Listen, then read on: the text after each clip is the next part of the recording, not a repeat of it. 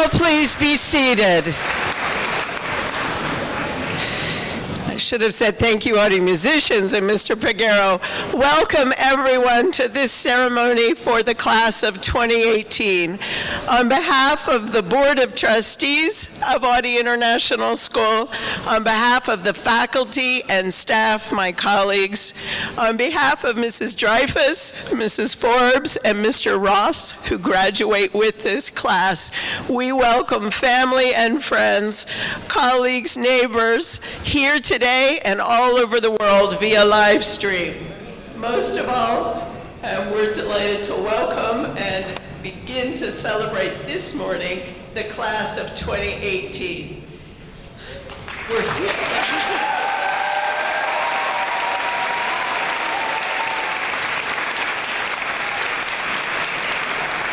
I have the best job in the world in many ways, but one of the great privileges is watching our soon-to-be alumni enter and take a collective sigh. We're here, and we are here. It hasn't been easy getting here. I don't have to tell you, you know that. This year alone, as Mr. Waugh reminded us on the video last night, we've had a solar eclipse, a hurricane, a flood, and a snowstorm, and still, we're here.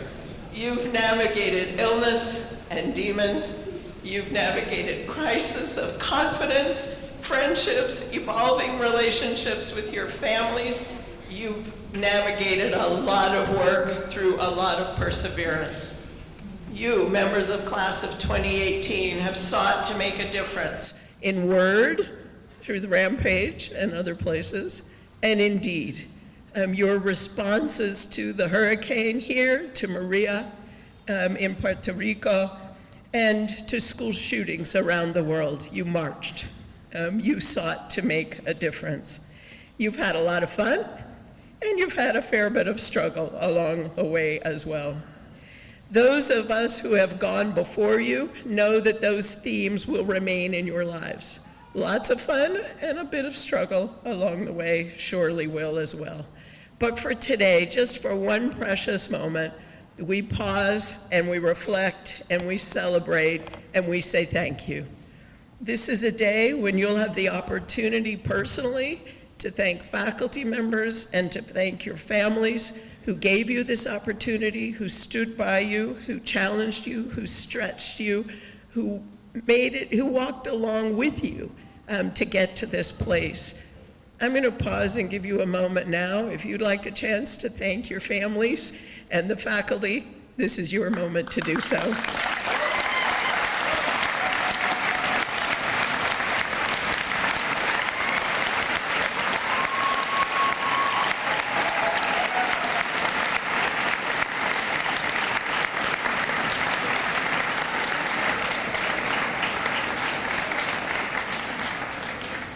Thank you. Last night at the senior banquet, Madame Charest urged you to make us proud. And Mr. Waugh urged you later in his speech and the video, to have a great life. We know you well, because you already have. You just need to keep doing and being who you've been and what you've been doing. When you're a great friend, when you make a contribution to our community, when you dig deep, learn and apply what you've learned, when you create art and bless us with it, when you play for your team, you make us proud. And when you do these things, you have a great life. It's that easy. Making us proud and having a great life are the natural byproducts of who you are and what you do. They're not tasks or goals you can achieve. They just come when you do the right things and be the person you've been raised and educated to be. So the adults around you today are kind of wistful. I know a few of you are too, having talked with you over the last weeks and before the ceremony. We're sad to see you go. I don't know how I'm gonna go to the next concert without Dominic's percussion. I don't know how I'm going to go down the hall as easily without Bonnie saying, "Hi, Mrs. Darling, how are you today?" Which she always did so very graciously her 4 years here. I don't know what I'd do without Rhett's energy. Today's his birthday, by the way. or watching Eleanor's perseverance. I saw you earlier in the line this morning. I watched you push a wheelbarrow last summer in Belize that was easily 4 times bigger than you were, and nothing stopped you. I can go on, and I'm not going to do it because we'll be here all day, and I'll be a puddle of tears as I look at all of you. But we're wistful. We're sad to see you go, even as we're proud. We know you're ready for this next step in your journey, and we're proud that that's the case. We count on you staying connected. You are Audie alumni forever. Forever. And we count on you staying in touch with us. So today we celebrate you. We wish you the best. Godspeed to the class of 2018. Mr. D, over to you.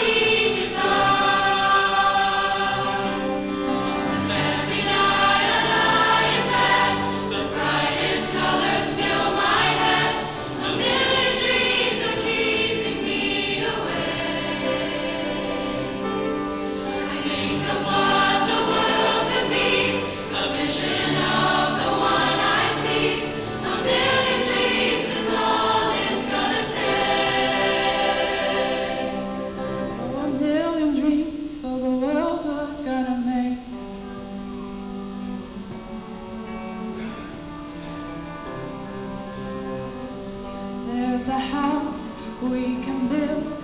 Every room inside is filled with things from far away. Special things I desire, each one thing beautiful on a rainy day.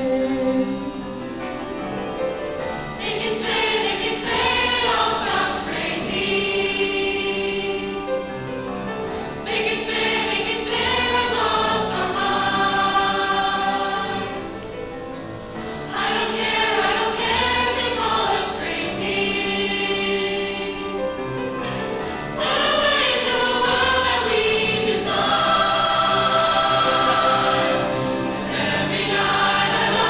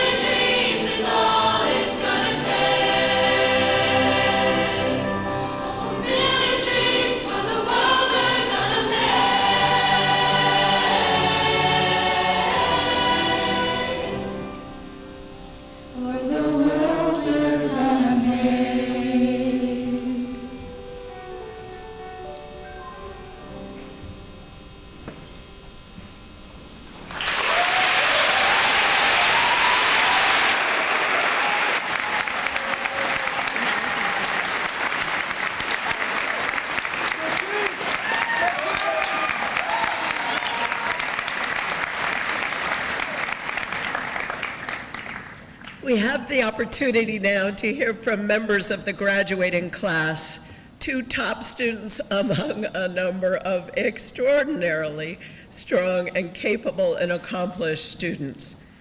Louise Cowan is the valedictorian for the French program this year. A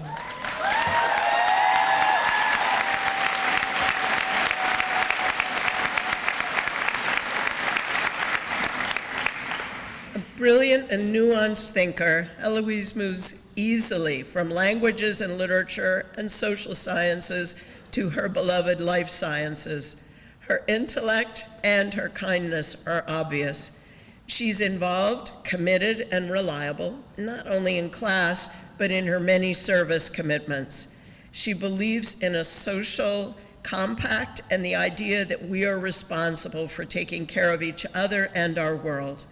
She's someone who listens carefully, and although reserved, is never, ever afraid to advocate on behalf of justice and truth. She's become a beloved granddaughter in the nursing home, to residents in the nursing home that she frequently visits. The environment is another of her passions. She works in our campus garden, her leadership of the school environmental club and recycling efforts, and her commitment to Houston-wide city events intended to clean waterways and encourage green initiatives are truly inspirational. She is a role model and a leader, as you are about to hear. Eloise, would you please come to the stage?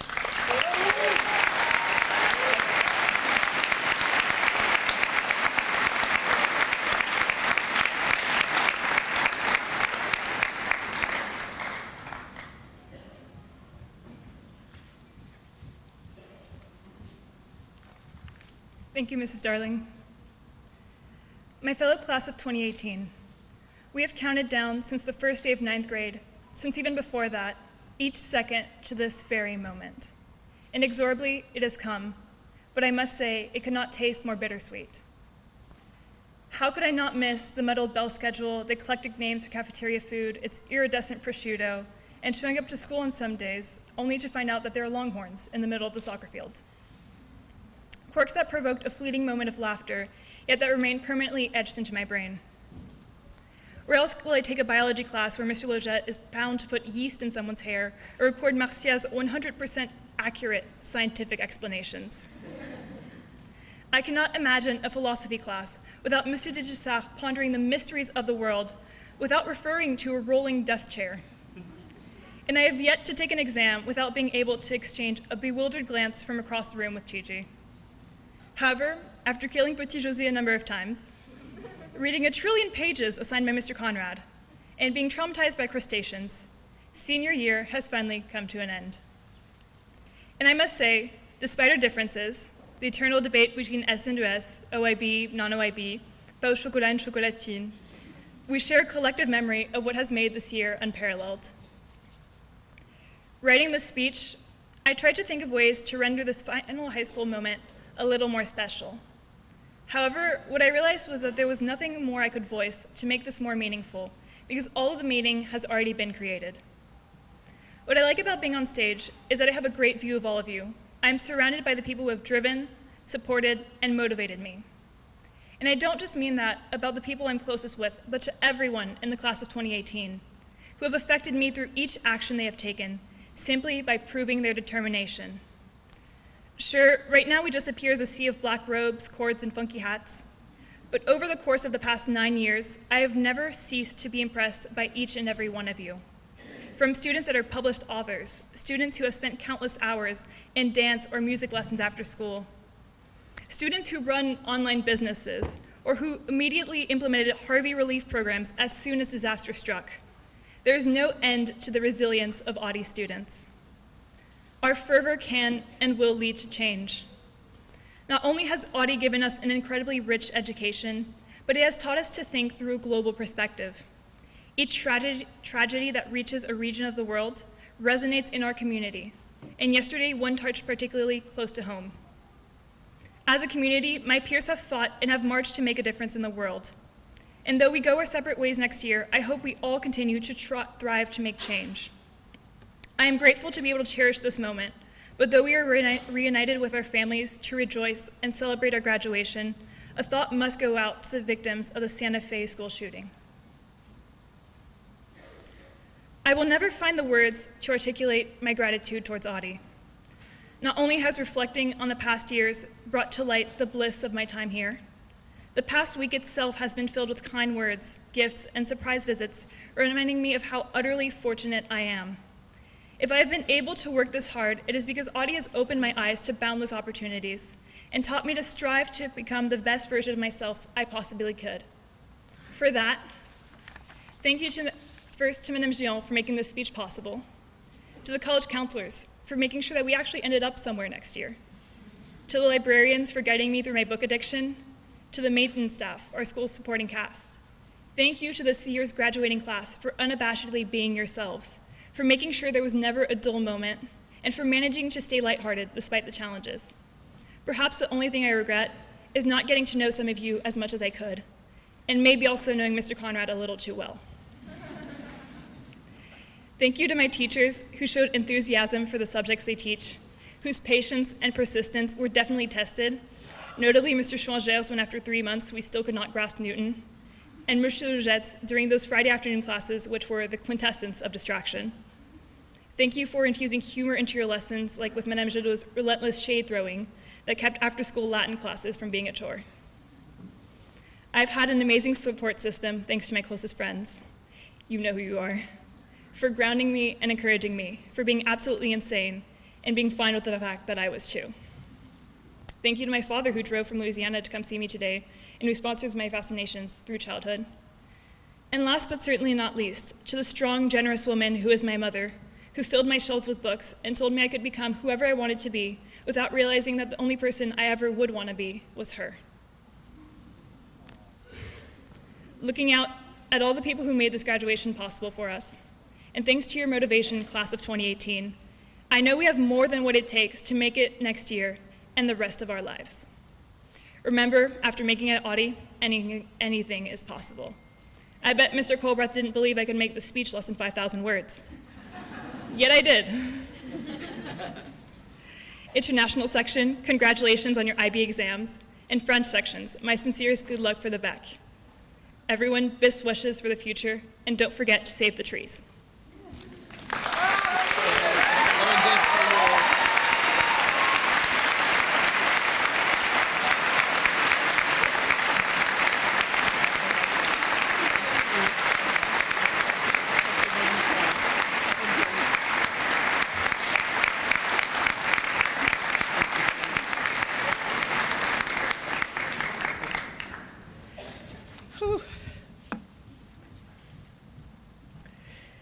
Abigale Partridge is the valedictorian for our international program.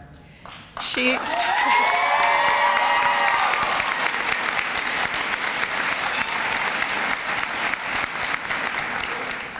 Beyond scholarship, these two leaders have in common a similar commitment to making the world a better place. For Abigale, this began as an interest in veganism, a diet that saves not only our health, but the planet and its creatures. This path has led her to a broader vision of her role as a change agent in the world. She had an early sense of Dr. Martin Luther King's quote, "We are caught in an inescapable network of mutuality, tied in a single garment of destiny. What affects one affects all indirectly." Abby has a finely attuned sense of responsibility. For her, closing her eyes to what's happening in the world is just not possible. It is not an option. Like her counterpart in our French program, she's one of those quiet leaders, heard and respected because she measures her words according to their truth, their compassion, and their timeliness. Abby doesn't speak frequently, but when she does enter a conversation, everyone gets quiet because they know she'll approach the topic from a new angle and that what she says will shed light on the very core of the issue. We're about to be blessed by an opportunity to hear her do just that. Abigale Partridge, please join us on the stage.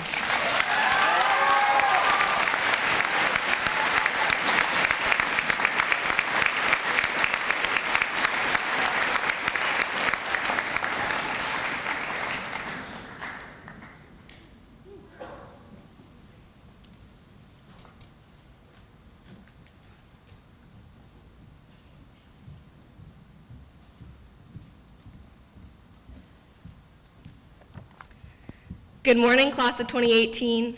I'd first like to begin by thanking everyone who has played a role in helping us make it to graduation day. Teachers, thank you for your support, for selflessly dedicating your time by staying hours after school and on weekends, and for igniting within us the love of learning, challenging us every step of the way. Parents and family, thank you for your unconditional love, undying encouragement, and the gift of education. You are our biggest cheerleaders, and we appreciate the sacrifices you have made on our behalf to make it to where we are today. Your support should not go unnoticed. A special thank you to all the parents on the senior committee who worked so hard to make our last year at Audie both fun and memorable. Friends and fellow students, thank you for being our companions whom we can turn to in the tough times. You know what they say, when the going gets tough, the tough call up their friends and everything seems instantly better. Thank you to the Audie International School for providing us with an environment where we have not only been academically challenged and enriched, but where we have also had the incredible opportunity to grow up in a community that celebrates diversity of thought and respect for individuals with different backgrounds. It is in this environment in which we have learned to live by key ideals such as respect, open-mindedness, and individuality. The list of things we have learned is long, but I would like to focus on the quality of grit. This was a central theme in both my IB Chinese class and varsity girls lacrosse team this year, introduced by my Chinese teacher, Peng Lao She, and lacrosse coach, Coach Platt. We define grit as a stubborn refusal to quit. It's ironic how such a short, pithy statement can carry so much weight, the stubborn refusal to quit. As I look around all of you today, your perseverance is not lost upon me, especially at the beginning of the year when our to-do list seemed like that one magic trick where the performer somehow pulls out an unending string of silks from his pocket. The possible seemed impossible. But here we are today. We survived the International Baccalaureate and the French Bac, the extended essay, college applications, Hurricane Harvey, the solar eclipse, senioritis, and many, many other challenges in between. I also see a group of caring, passionate individuals, talented in so many ways. From starting a composting program at Audie, to setting up a book drive to combat illiteracy in Malawi, to competing in the Olympic Games and countless other athletic endeavors, to the innumerable displays of creativity put on by those in choir, theater, band, music, dance, and the visual arts.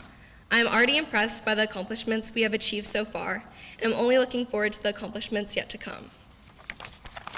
It is on this note that I'd like to remind you that memorizing countless facts like the definition of infrastructure in economics, or that cobalt is not, in fact, a ligand in chemistry, while central to the academic realm, this is often confused with education and is not what grants us the power to change the world. It is the grittiness we have within ourselves, combined with what we have learned and developed here at Audie, that will enable us to be agents of change. How far we are willing to go to persevere through any obstacles in our path.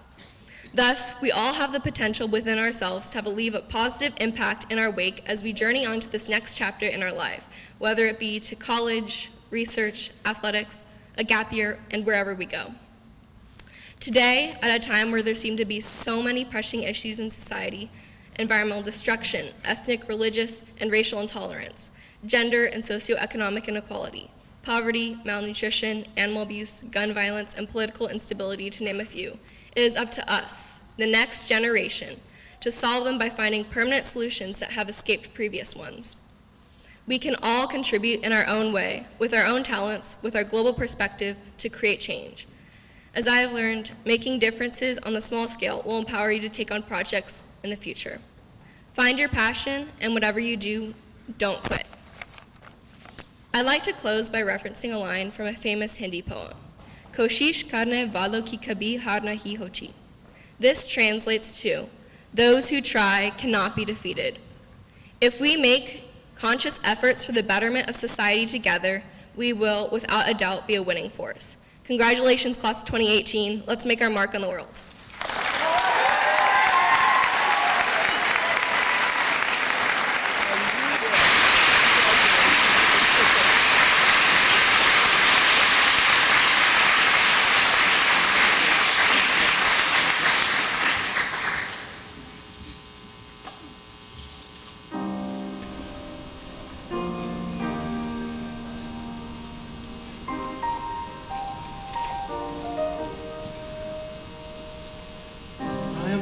stranger to the dark.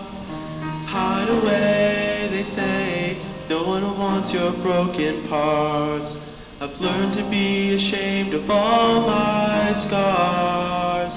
Run away, they say, no one will love you as you are. But I won't let them break me down to dust. I know that there's a place for us, for we are glorious. When the sharpest words want to cut me down, gonna send the flood, gonna drown them out. I am brave, I am bruised, I am who I'm meant to be. This is me. Look out, 'cause here I come. And I'm marching on to the beat I drum. I'm not scared to be seen. I make no apologies. This is me.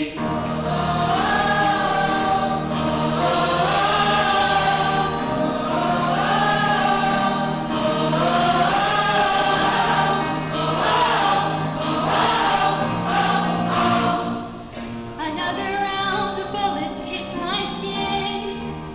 Well, fire away, 'cause today I won't let this shame sink in. We are bursting through the barricades and reaching for the sun. We are warriors. Yeah, that's what we've become. Let them break me down to dust. I know that there's a place for us, for we are glorious. The sharpest words want to cut me down. Gonna send the flood, gonna drown them out. I am brave, I am bruised, I am who I'm meant to be. This is me. Look out, 'cause here I come. And I'm marching on to the beat I drum. I'm not scared to be seen. I make no apologies. This is me.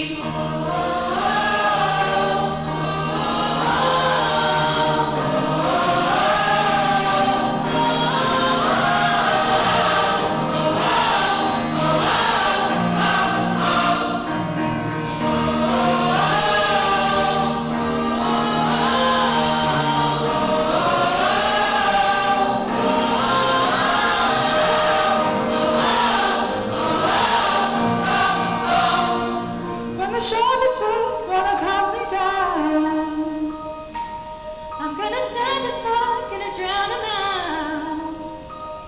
This is brave, this is bruised, this is who I'm meant to be. This is me. Look out, 'cause here I come.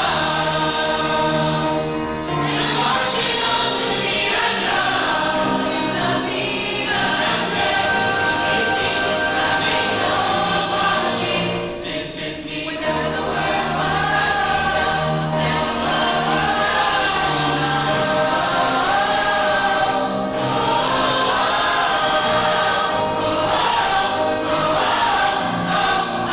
This is me.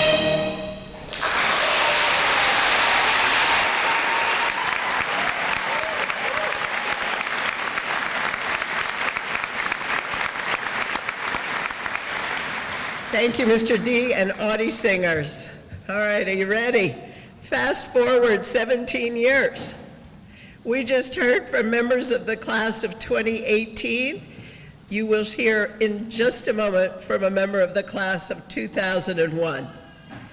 Dr. Eric Schulze, obviously a graduate of Awty International School, holds a Bachelor of Science degree from Loyola University and a doctorate in genetic, molecular, and cellular biology from the Keck School of Medicine at the University of Southern California.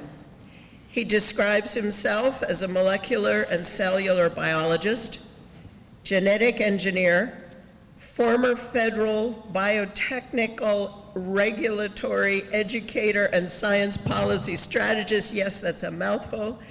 He has been a senior scientist at Memphis Meats, where he leads the scientific development and strategy of meat cell production.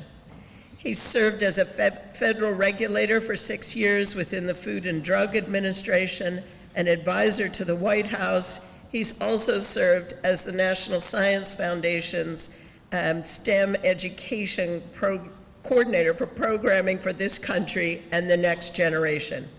Fun fact, Eric is an award-winning science communicator who currently hosts the Webby-nominated Best Science Education Series show, Ask Smithsonian, for the Smithsonian Institution. His show is seen in over 30,000 schools nationwide and by 100,000 students and educators monthly.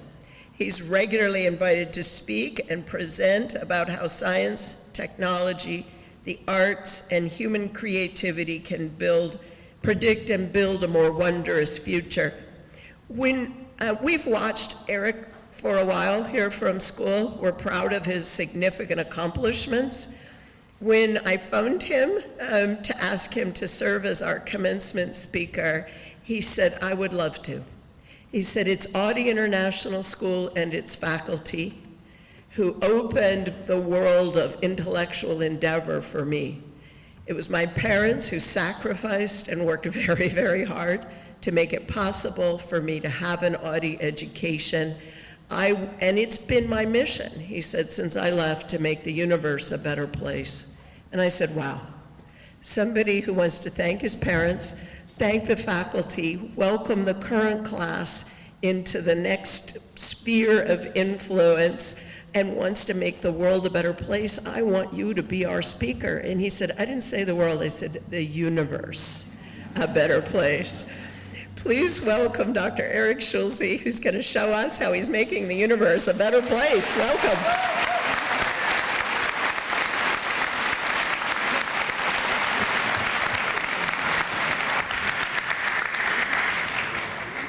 Oh, they need to make daises a little taller. Congratulations to you young humans. It's such an honor to be back at Audie. I was contacted by a former classmate of mine, and apparently one or more of you have asked if this talk is going to be A, entertaining, or B, funny. And I can tell you, as a scientist, this will not be funny at all. There will be no funny in this talk. That said, I come back to Audie 17 years later with more facial hair and less on my head. Thank you very much for making me feel old. I appreciate it. I also want to start by saying thank you to all the parents and educators here. Please, let's give a round of applause for you all.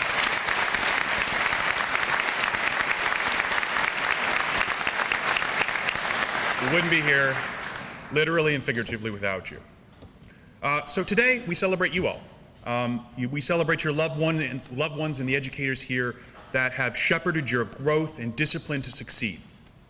It's my honor to have been asked here today to share a few things that I hope will help you as you continue on with your journey in this world. And as the most unlikely of Audie alums, I wanted to share why I believe that your fortune is yours to mold, and how my experience here helped me do just that. I come to you from the hills of San Francisco, where ideas are bountiful, hype is in excess, and Mark Zuckerberg cannot even afford the rent. Prior to this, I spent several summers in the swamp of Washington, D.C., the training ground for national change and the original inspiration for the southern summer humidity. In D.C., in December, it snows, but in July, it's a 2-shower-a-day kind of day. I know people here can relate to that. Even before this, I came from Los Angeles, the only other place than Houston, where if someone asks you how long it will take to get somewhere, the answer is, and always will be, 45 minutes. No matter where or how far. It's a pleasure to be back here at Audie. It is the first place that gave this poor little country bumpkin a chance to prove himself. You see, I'm the first person in my family to go to college, the first to graduate school, the first to my knowledge to have grown meat in a laboratory. That's what I do for a living. You can get paid to do that. Interestingly, I'm not the first to host his own television show. That honor goes to my father. I'm proud to say that I'm a professional scientist, a molecular biologist, and a geneticist, and I have a, thank you. There's a few of us. There's a few of us. Not many.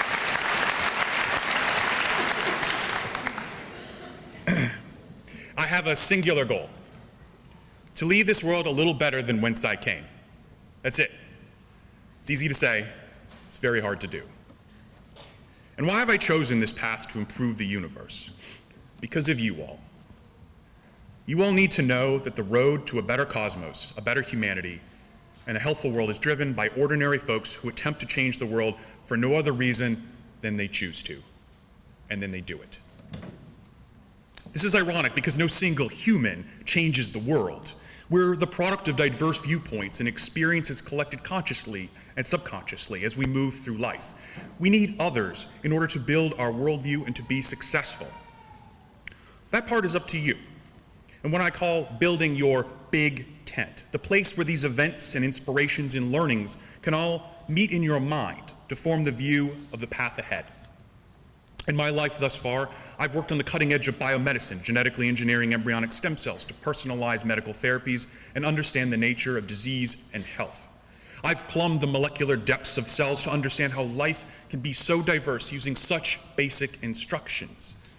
This scientific work taught me how important it is to have a pipeline of new ideas and technologies from which to choose. Through this, I was asked to help our country develop smarter domestic and international policy in the regulation of food and drugs at the U.S. Food and Drug Administration, the FDA. It was an honor to serve this country using my brain. This policy taught me that science, policy, and politics are essential to our success as a society. We cannot have science without policy.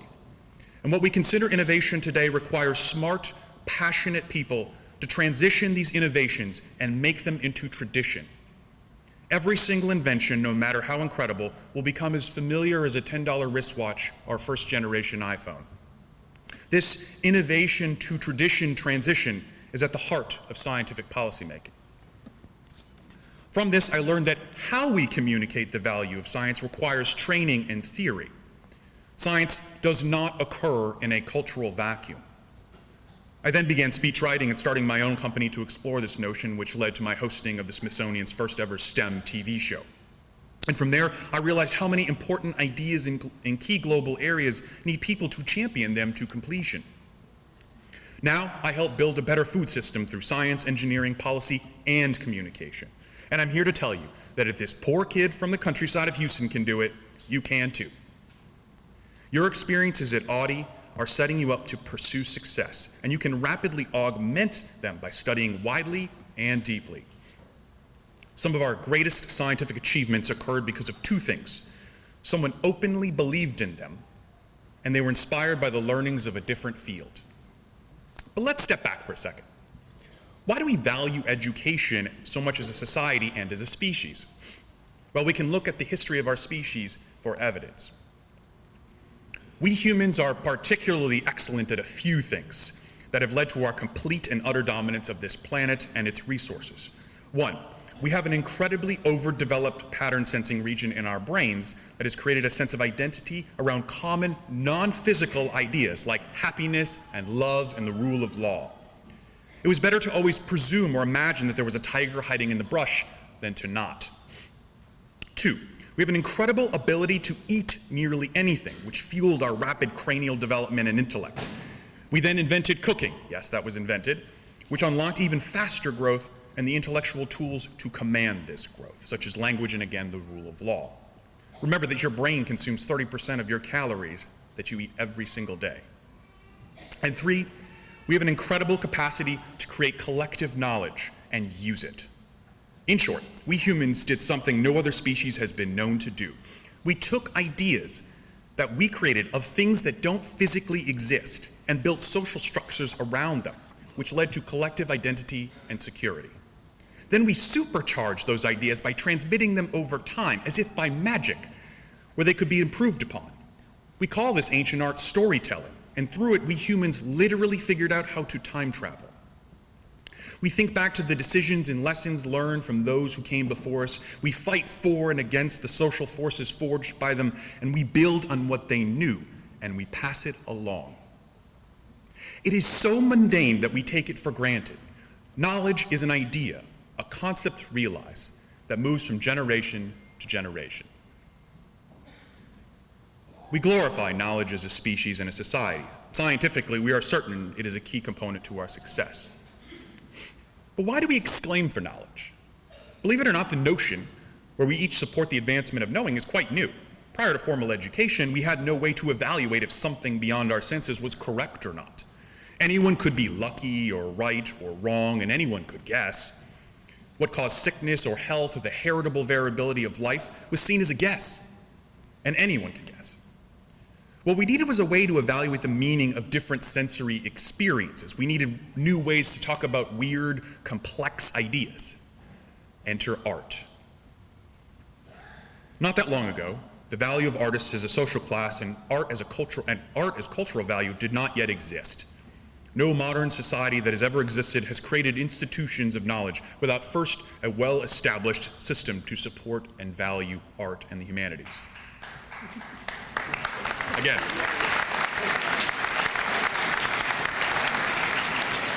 There are some of us. In other words, without art, we would have no science. And without both, no modern world. Once humans built their cities upon a hill, they quickly realized the artisans produced knowledge in a way that allowed for new ways to express complex concepts. Art as a purpose unto itself is a new concept and one that demonstrates a prosperous society. If we could create value in culture, we weren't likely spending all our waking hours hunting and gathering. This, in turn, over time formed the basis for how we humans would escape the shackles of our senses and turn to the atom and the heavens for our newest frontiers.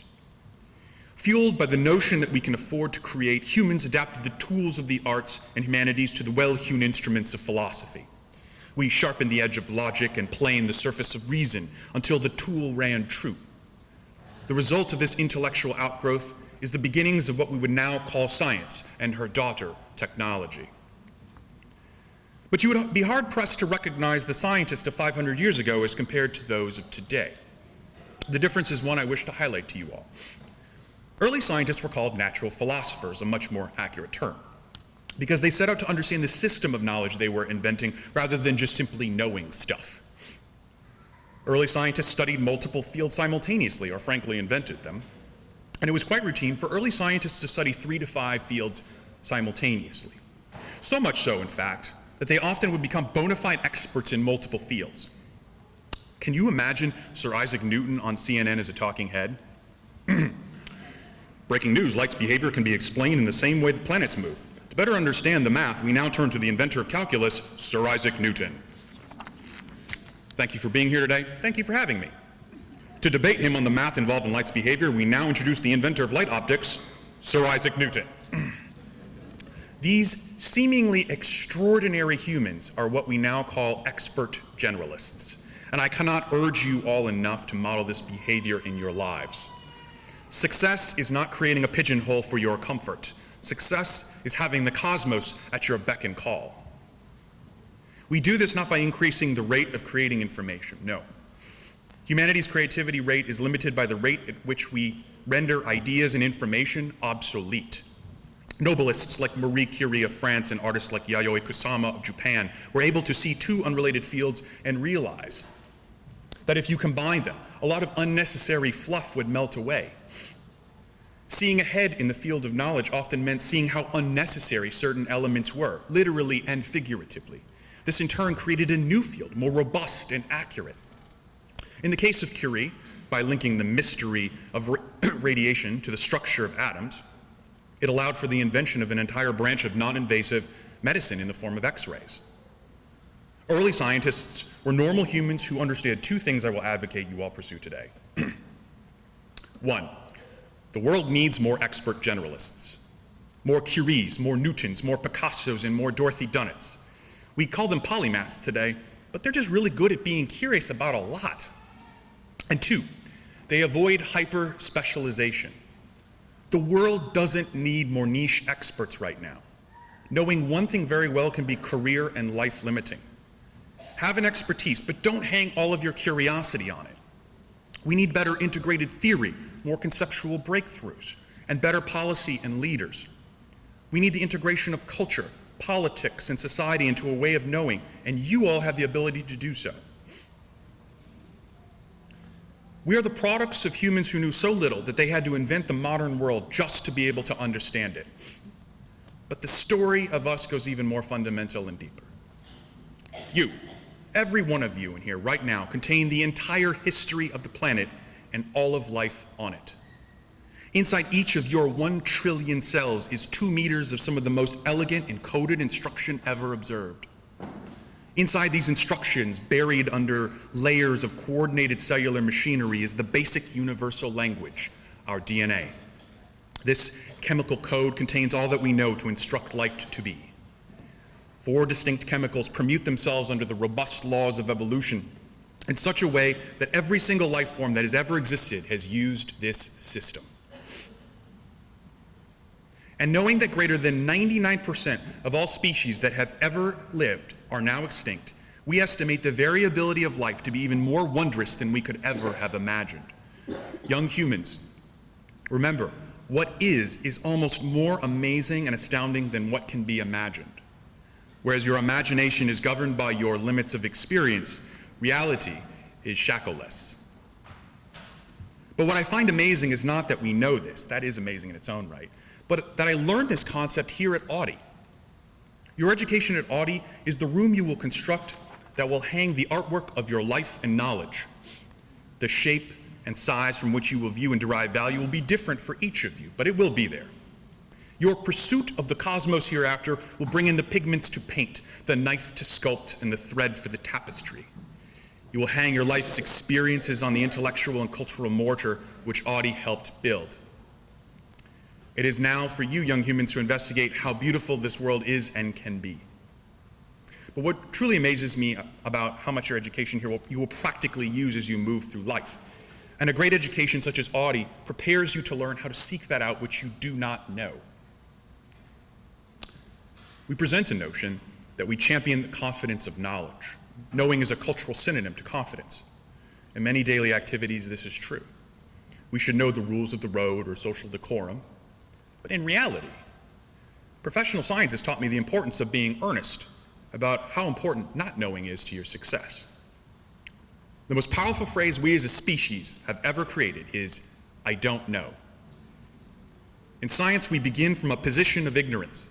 From there, we can create. There's power in admitting what you do not know, and our culture does little to support our honest admission of ignorance. And I ask that you all help change this. If you wish to bake an apple pie, or if you wish to change the world, first, you must invent the universe. It has been said that we humans are the universe trying to understand itself. Scientists might say it as you are the atom trying to understand the universe. But put simpler, why can we experience existence while this dais seemingly cannot? I mean, it should. You, me, and everything in this room and this planet are composed of the elements forged in the nuclear furnace of our nearest stars. We are star stuff. And yet our particular arrangement of atoms is able to create works of art, music, science, math, and other wild iterations of reality, while my dais is left inert. Why is this? Well, science does not yet have an answer, and please help us work out the fundamental underpinnings of consciousness. But we can use this as motivation. We have somehow lucked out into a chance to help. We, given our particular atomic arrangement and our localized decrease in entropy, can go forth and be good stewards of our world and this cosmos. As a scientist, I find it helps to explore the unknown is to transport your mind to the place where the knowledge should be and have a conversation with that unknown. Let's imagine such a scenario right now. Imagine you're an astronaut currying your spacecraft to the outermost reaches of the solar system, but at the moment you happen to be just past the delicate rock and ice rings of Saturn. You, being curious, decide to turn your ship around and face back towards the direction of the Earth, the sun offering a distant glow in the further behind. Despite the light of the sun, you position your camera towards the immense darkness that seems to envelop all. You snap a single image out of posterity. You're not expecting to find anything given the vastness of empty between you and there, and the average density of the universe is 1 hydrogen atom per cubic meter. Later, you review the image. What you observe amazes you. In a black field, a slightly gray blade of light cuts from left to right, a sunbeam. Within this barely visible beam among the thousands of gray versions is just one single pixel that stands out, and this solitary pixel is the color of faded blue. You stare, transfixed on this pale blue dot. I'd like to think that every human, no matter your lot in life, might look to their mind's eye and contemplate their position in this universe, a lot like my scientific idol, Dr. Carl Sagan, did.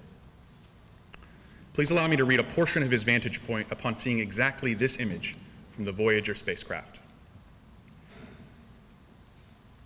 Consider again that dot. That's here. That's home. That's us. On it, everyone you love, everyone you know, everyone you've ever heard of, every human being who ever was, lived out their lives.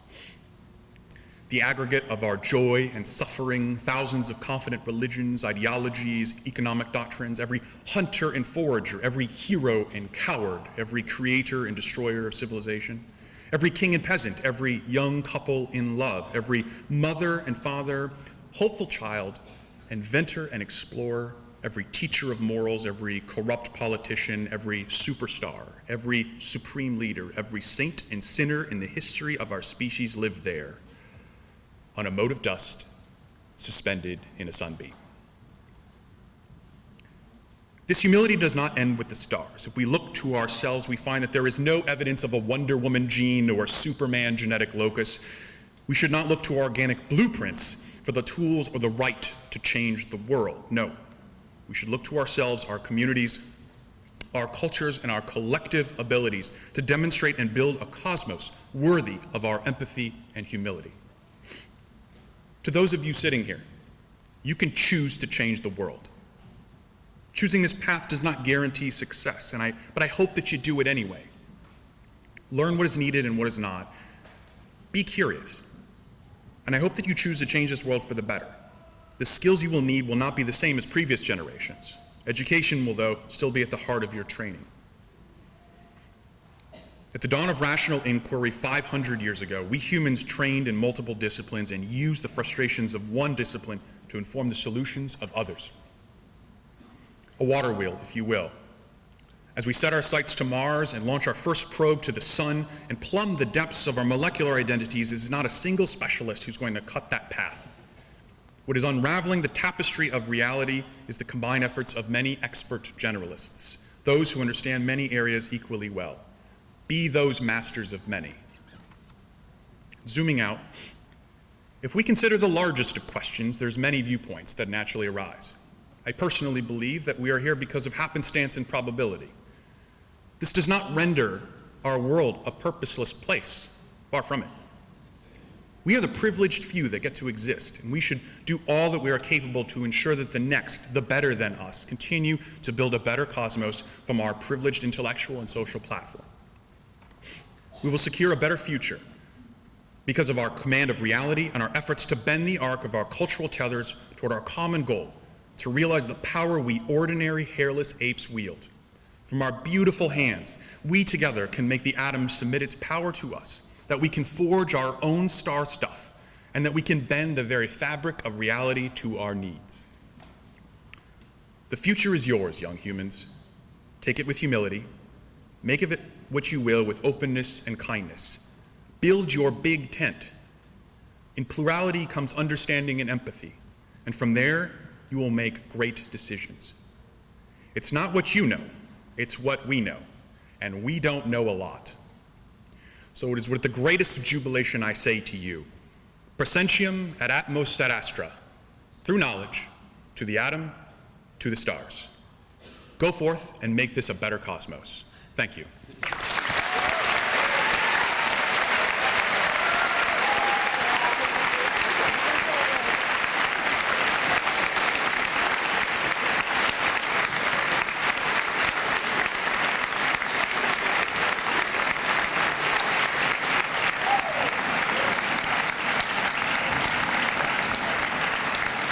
We're always proud of our alums, but certainly we are at this moment. A soon-to-be alum, the president of our student council, Blessing Utomi, has a gift for our speaker. Blessing.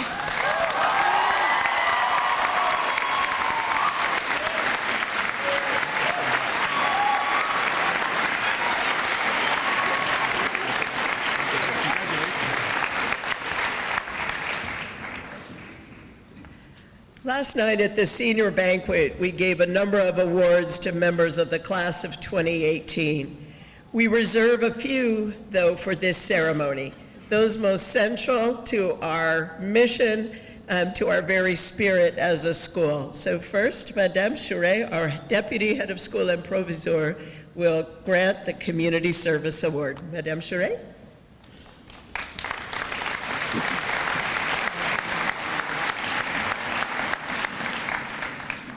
This year's Community Service Award recipient serves as an inspiration to us all, and her dedication to community service is undeniable.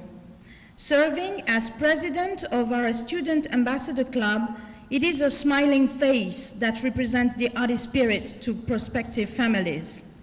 And it is this same smile that lights up the 5th grade classroom when she is a teacher's assistant. She has been an integral part of the Belize Club, both in terms of fundraising and participating in a 2-week service project for a school in Belize.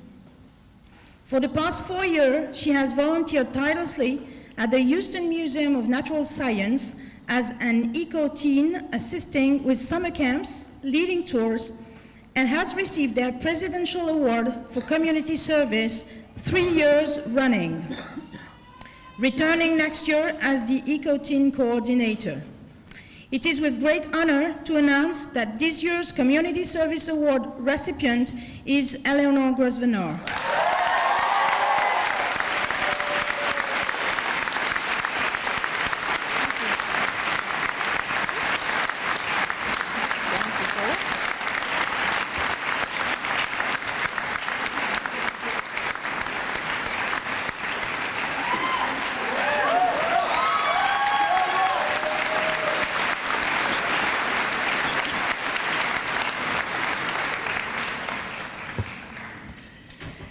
As one of the few members of our faculty who personally knew Mrs. Audie, and it is wholly appropriate that Mr. Waugh, the head of our upper school, presents the Kathleen Audie Award. Mr. Waugh.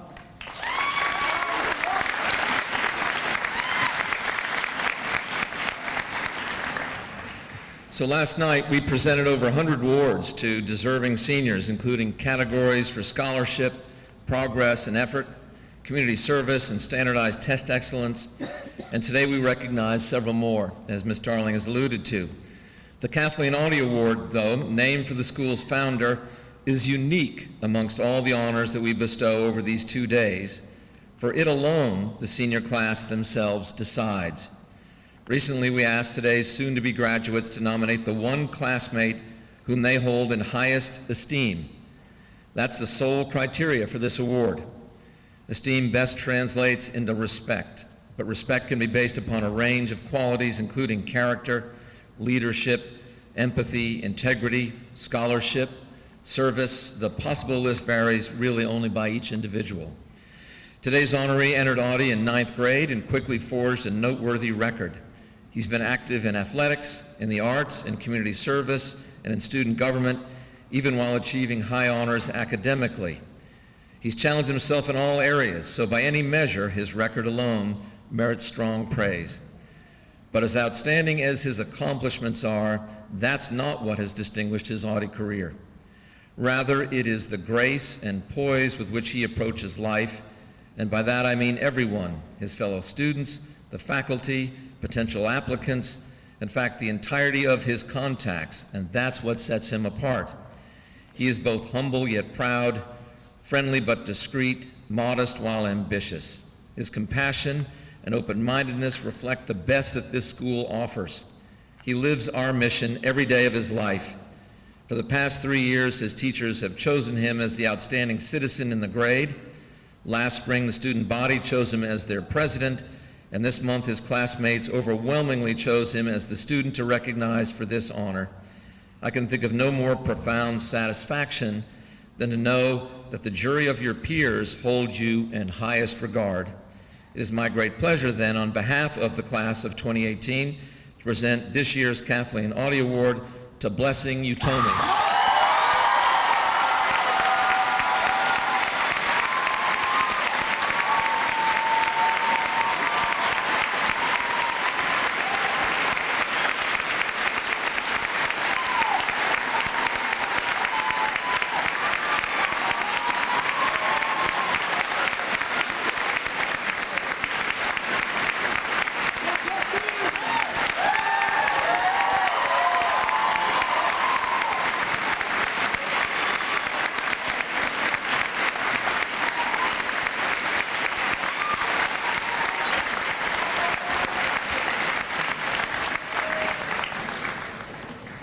have the privilege each year of granting the Head of School Award.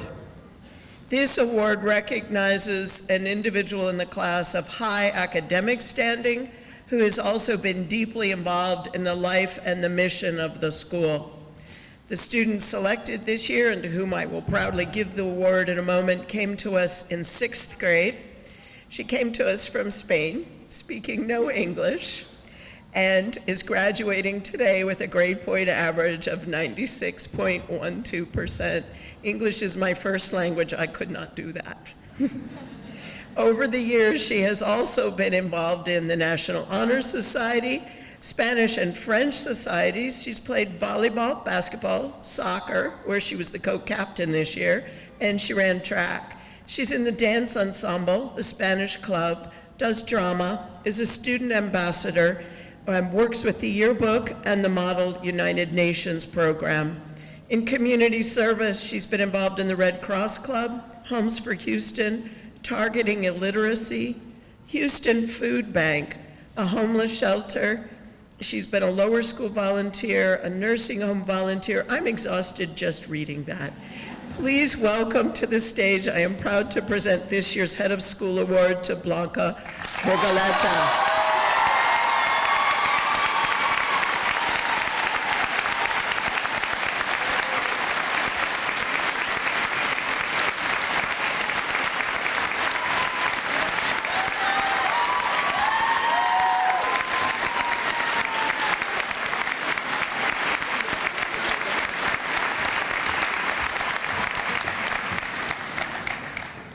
Cecile Roux, President Extraordinaire of our Parents Association, will present the next award. Cecile?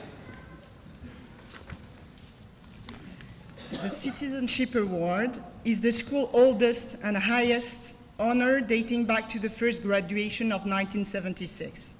As president of the APPA, I present this award to the members of the senior class who, in the opinion of the faculty, best epitomize the qualities most valued as an Awty citizen.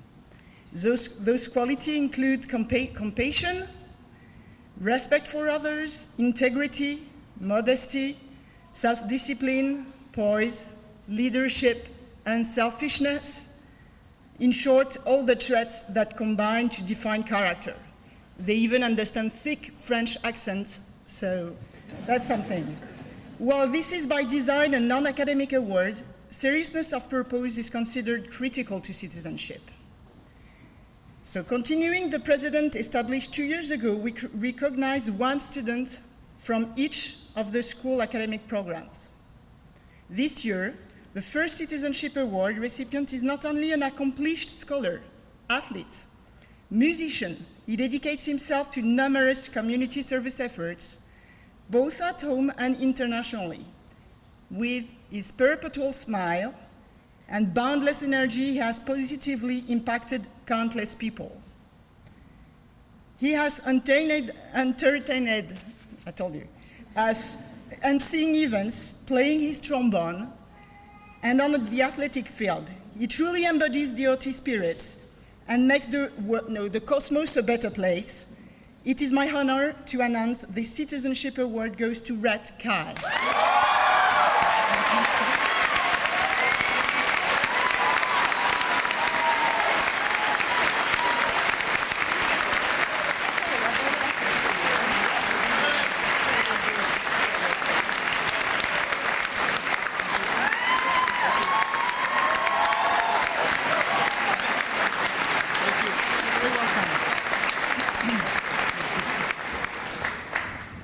Outgoing, compassionate, and enthusiastic, this year's second Citizenship Award recipient began her studies at Awty in 3K4, or more accurately, en petite section.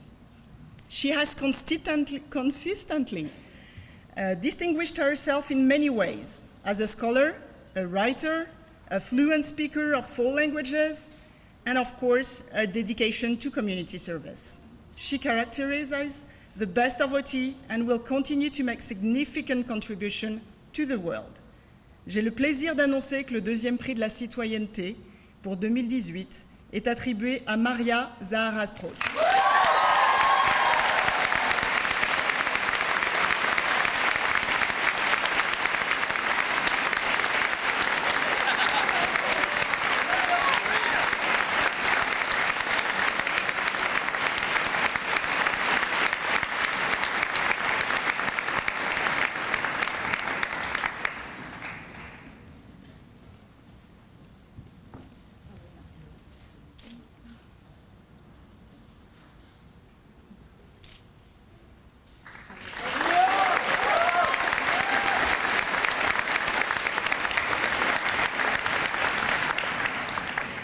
And now we will give the ultimate award to every member of this class, an Audie diploma.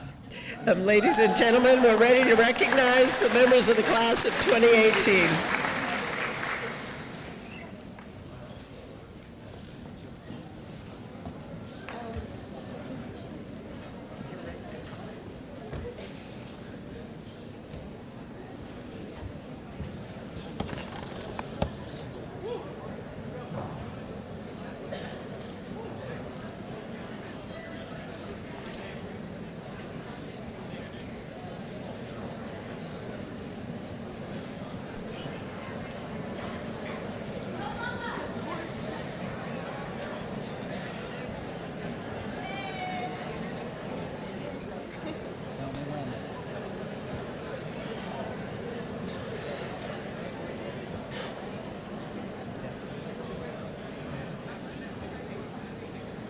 Omar W. Abushi.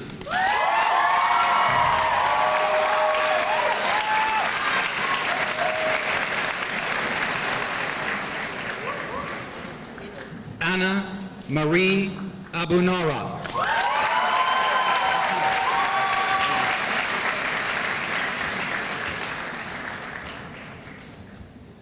Hector A. Acevedo.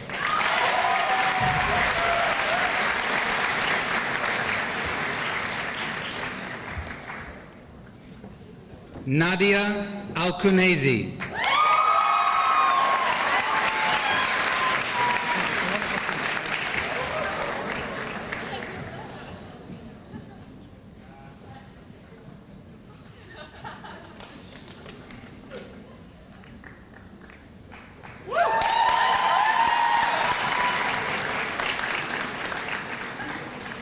Suleiman S.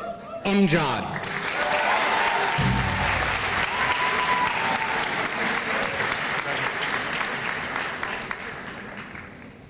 Alexandra Violet Christie Anderson.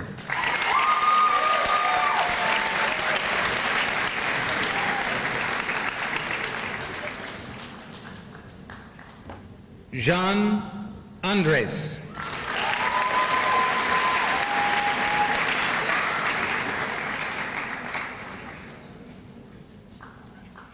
Dylan Vincent Arnaud.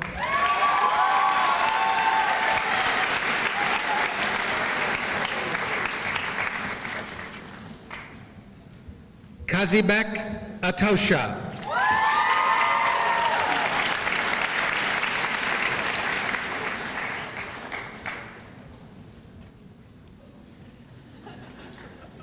Sebastian Baez.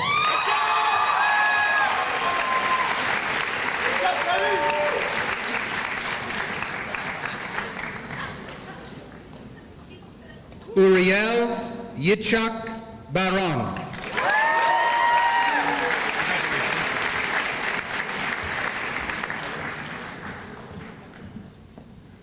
Benjamin Alexander Barrera.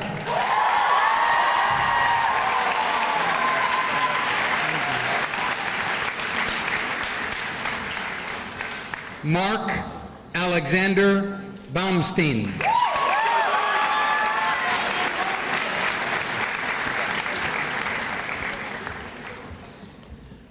Alexi Benz.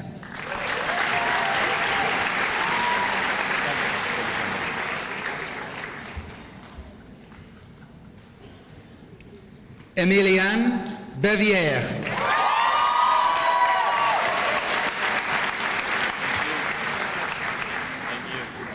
Thank you. Adriane Biguet.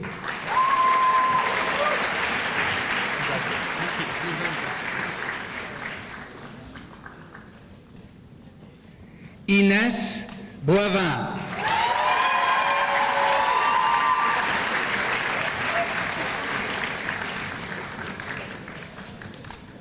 Jean Marie Bueller.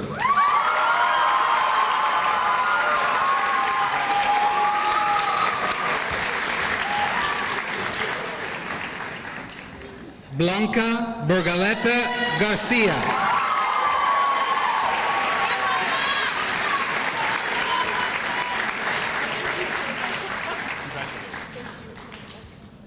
Cecilia A. Burns.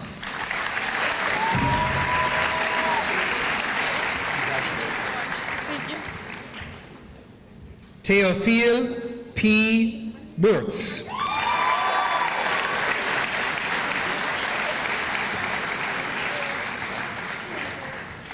Rhett Sai.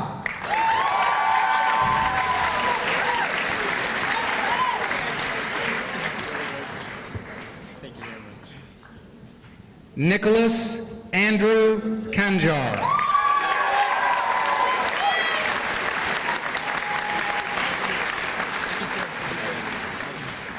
Florine Alexia Kozer.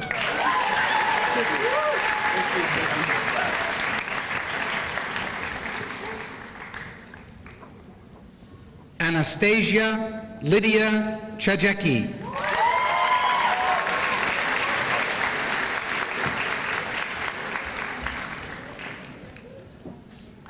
Dylan Patrick Chapela.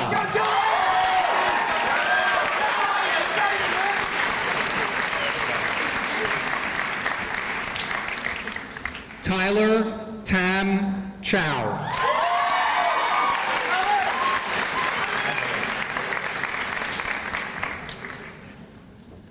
Lauren Grace Clark.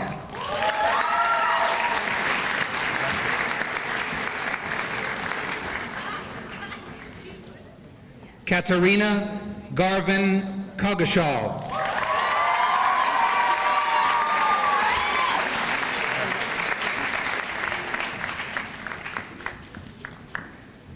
Eloise Cowan.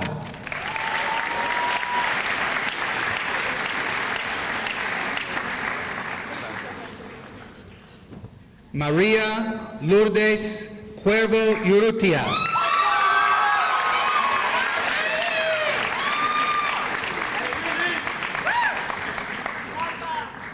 George Edward Demarine.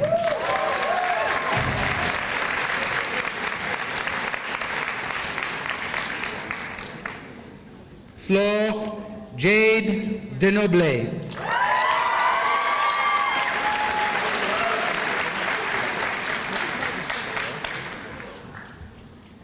Mathilde Marie de Richemont.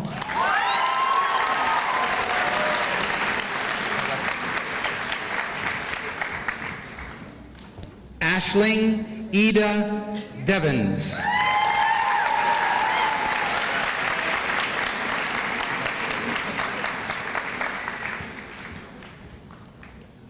Bani Dother.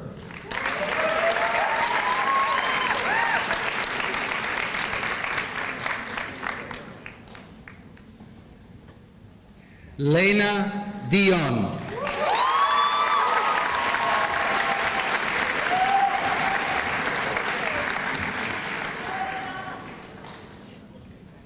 Michael G. Donaldson.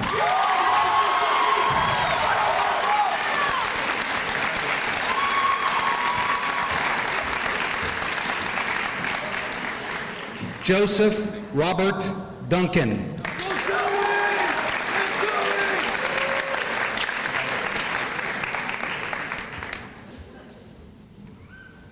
Leila Yasmin El Masri.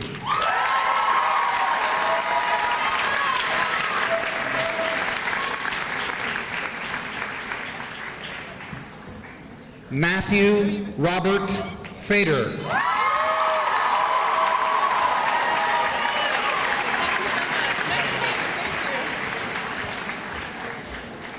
Alberto Fenolio.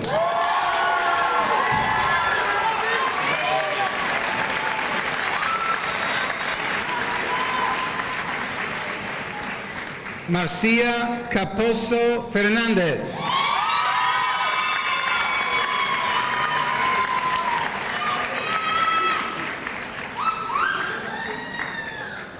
Cara Maria Fields.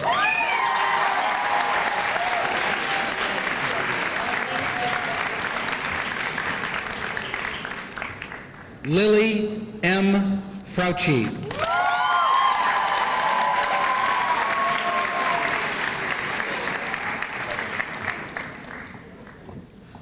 Nada Gaber.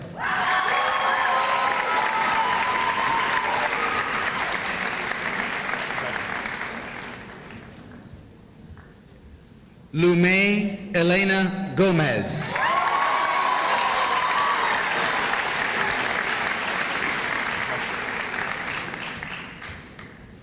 Surya Gabriela Gopal Crabtree.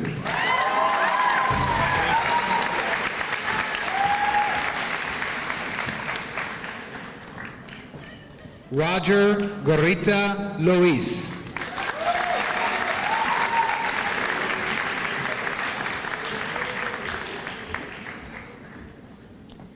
Sadie Marie Greenwood.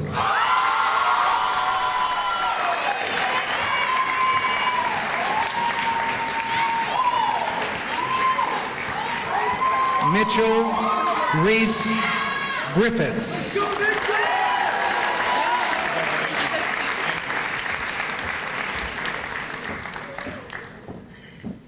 Eleanor C. Grosvenor.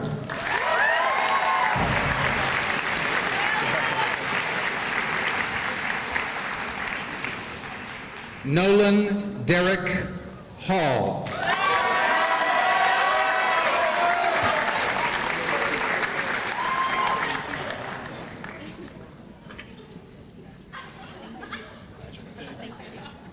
Mohammed Hamza.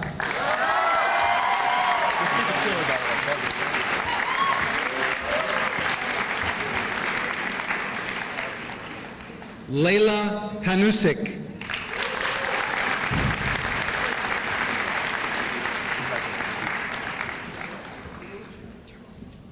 Teo J. Herman.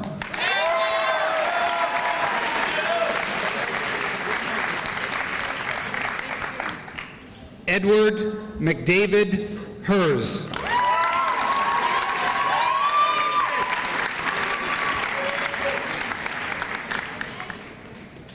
Olua Koinsola Elori.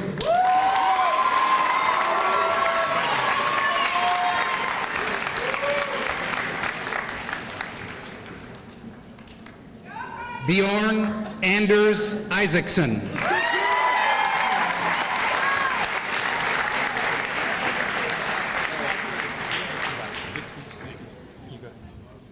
Valentine Joyeux.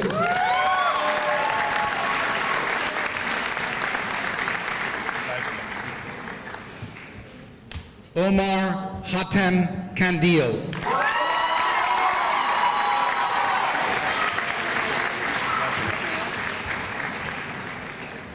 Andre David Tavira Cars.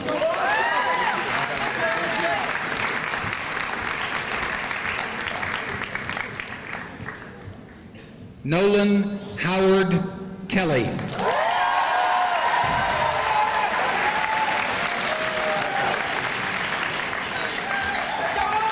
Zachary Amir Khan.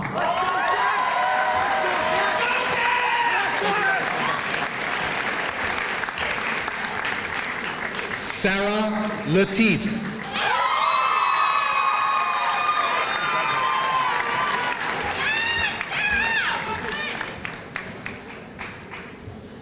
Roxanne Lemot de Talence.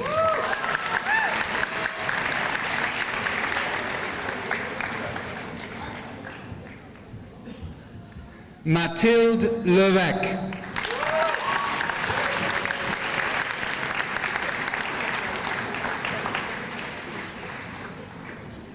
Brandon Isaac Lewis.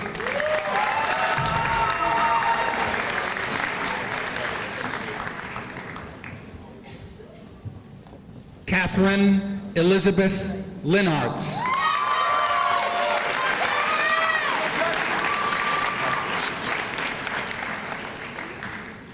Bryn McCrae. Thank you. Julia Mago.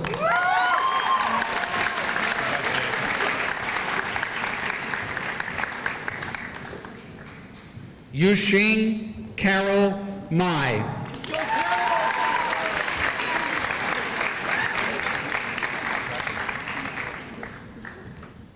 Ruben Malvez.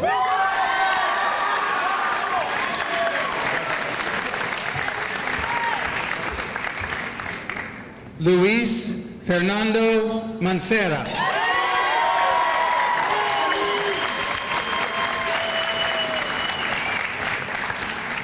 Bruno Massange.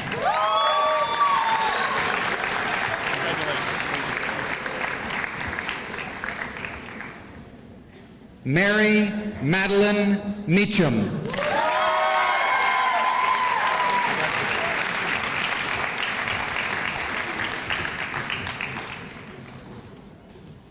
Corentin Christophe Menon.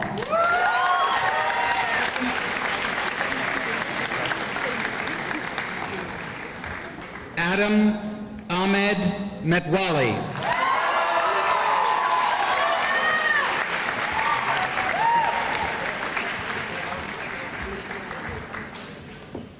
Jackson Robert Meyer.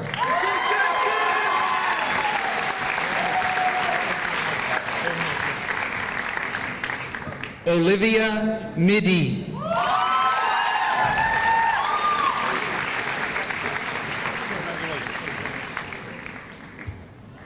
Eloise Mio.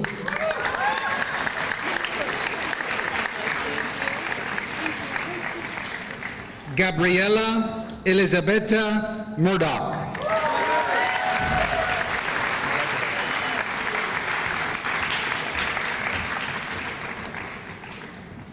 Tamara Iman Naidu.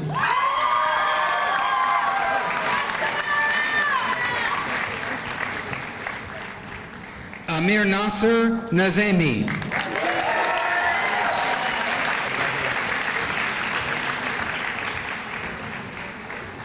Camille Olanger.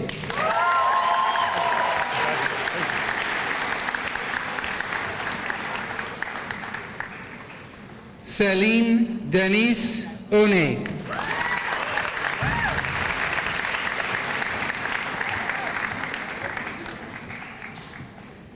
Kira Ashling O'Riordan.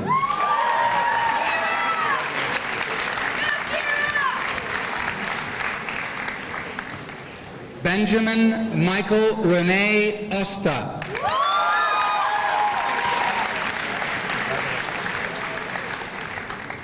Zoe Papadakos.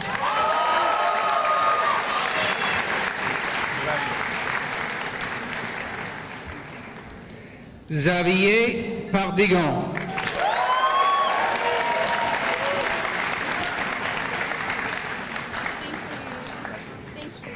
Aubrey Elizabeth Parks.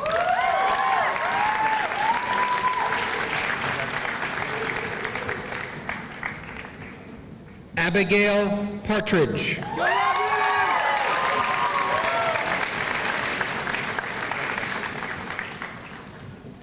Maxime Paul.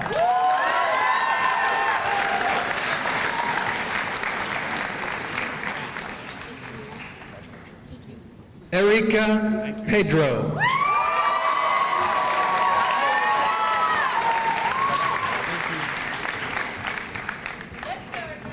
Danae Peniche Garcia Hasso.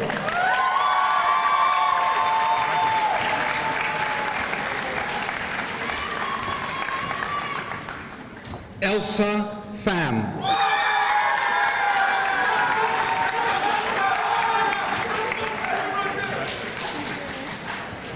Daniela Plana Trachtenberg.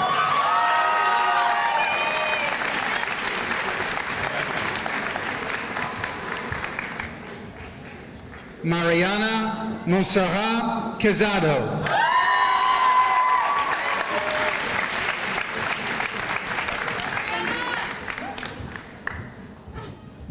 Sharzad R. Rosek.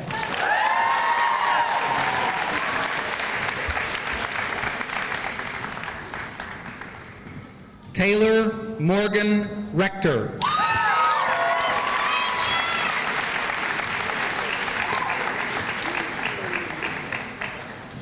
William Rumbouts.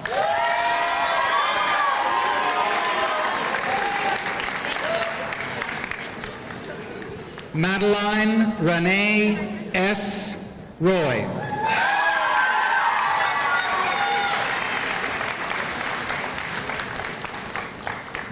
Kabir Samlal.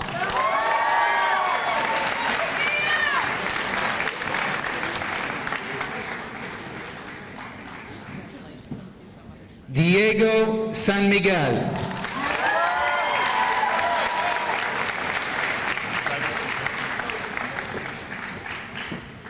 Sophie Sonati.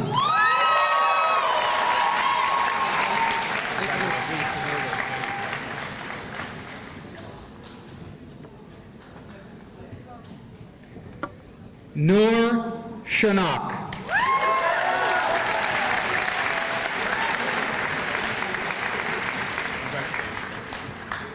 Jessica Lee Sidney.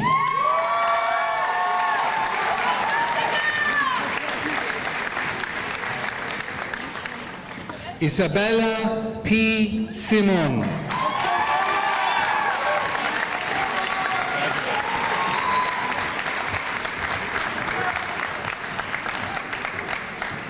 Fantine Sula.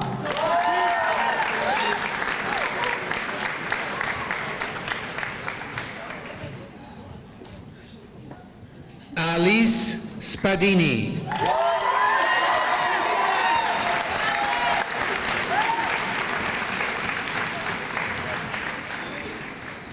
Clara Specht.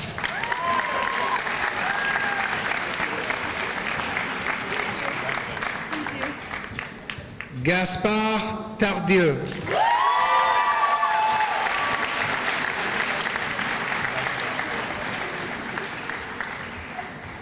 Tadeo Tofanin.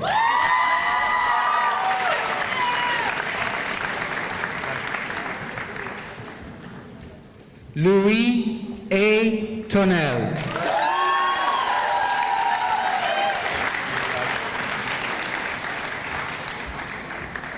Blessing Utomi.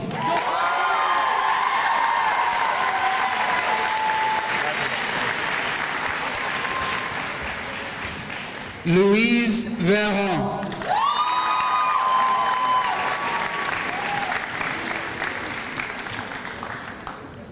Spencer Martin Vogel.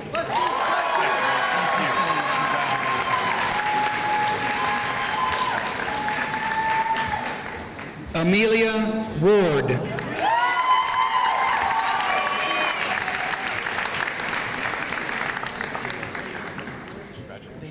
Alejandro Rafael Helmer Williams.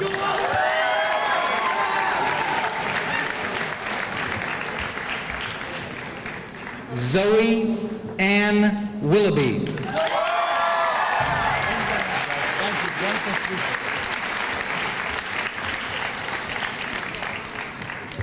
Elias Roman Volkiewicz.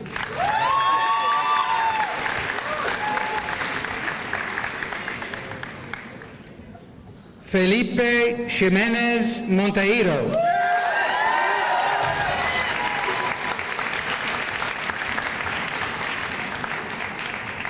Jason L.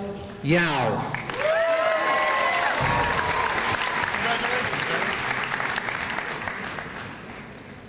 Maria Zaharatos.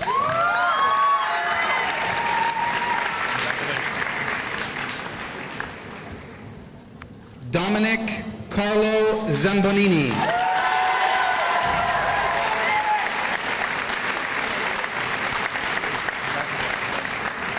Nicola Zanotti Fregonara.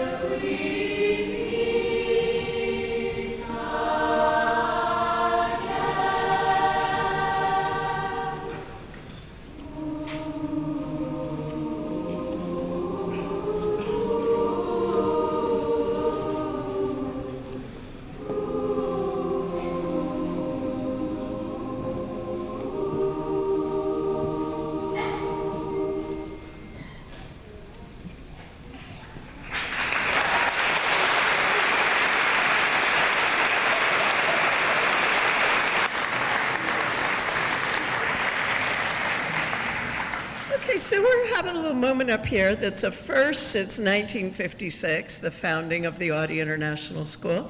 We have a tradition at our school. Our seniors sign a book that all of our alums have signed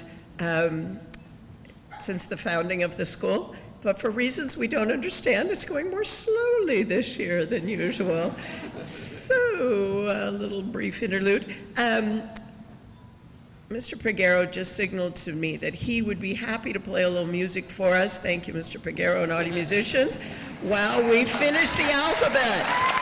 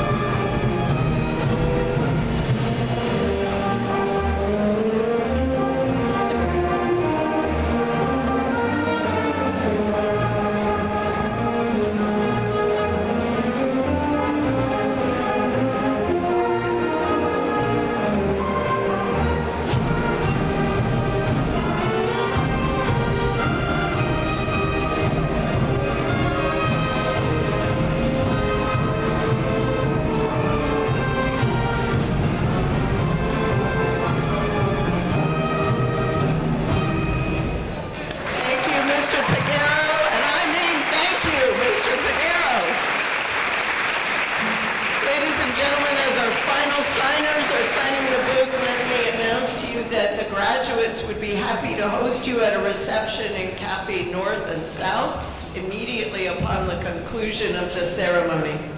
So members of the class of 18, diplomas having been granted by Nilüfer Malavi, the chair of our board of trustees and fellow Audie alumna, community leader as well, having been granted by Nilüfer and by me, I am now very happy to present, and you may rise, the class of 20